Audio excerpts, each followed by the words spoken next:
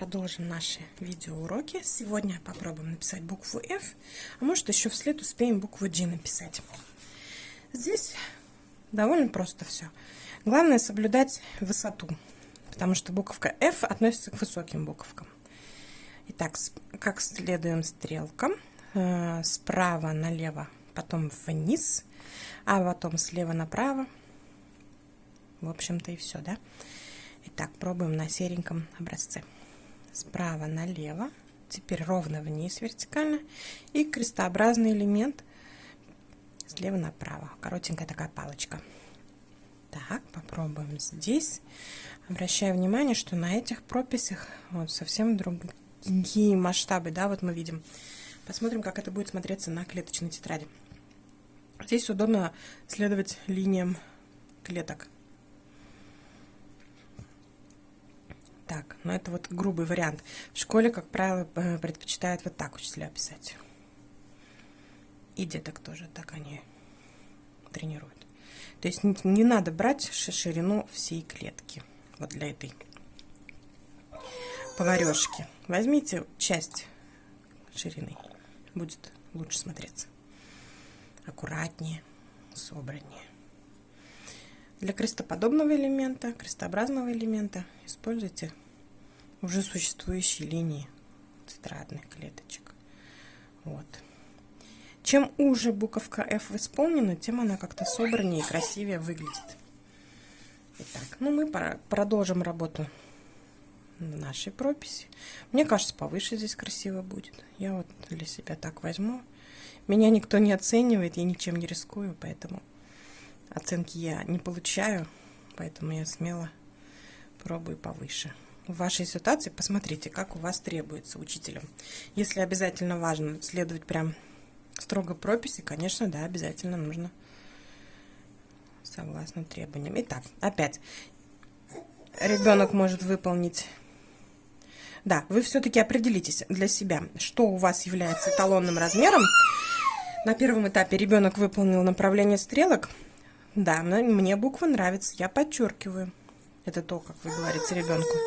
Дальше вы задаете второй уровень, да, вы задаете размер. Вот я себе задала размер повыше, я его для себя исполнила. Я справилась для своей задачи, я сделала так, как мне нужно было. Поэтому и второй этап, и первый этап у меня уже в данном случае воплощен. Я себе поставлю поощрение. То есть мне нравятся эти буквы, я их поэтому подчеркиваю.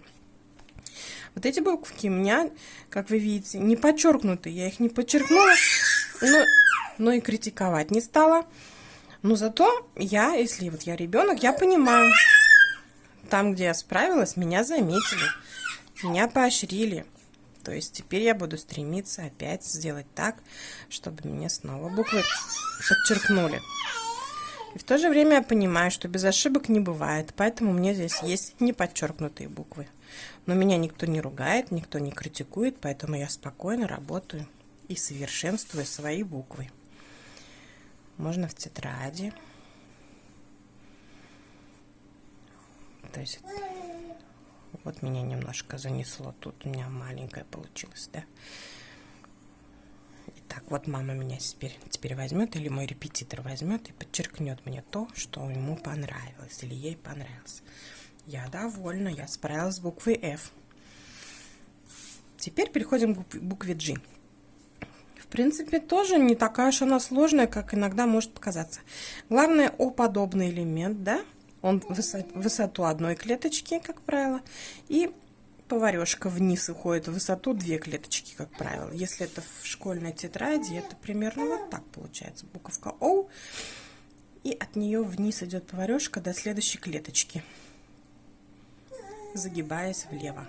В принципе, мне кажется, простая конструкция. Итак, сначала главное соблюдаем стрелочку справа налево, как у нас идет в инструкции, да? Справа налево, выполняем кружок до конца, останавливаемся. И теперь идет стрелка сверху вниз и поворачивает влево. И мы тоже так должны. Некоторые дети, повторяюсь, они вот так вот будут. Вот так вполне бывает, встречается очень много таких. Для этого эта пропись и нужна, чтобы задать направление. Вот. Теперь мы будем выполнять уже тренировочные несколько вариантов. Вот, у меня стрелочки здесь правильно. И в этой, первый этап, это стрелочки, и в этой стрелочки правильно. Поэтому я подчеркиваю, потому что это правильно выполненные буковки. Я добавляю вторую задачу, вторую сложность. Мне нужно, чтобы обязательно совпадали линии, ну как вот, чтобы я задевала линии строчек. Не просто, допустим, у меня вот так вот было.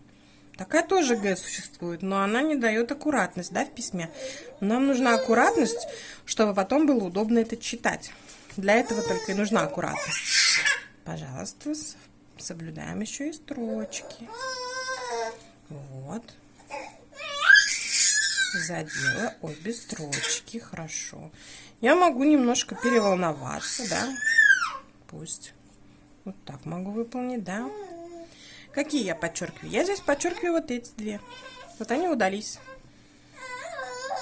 Вот все. 2 буковки мы сегодня с вами успешно прошли.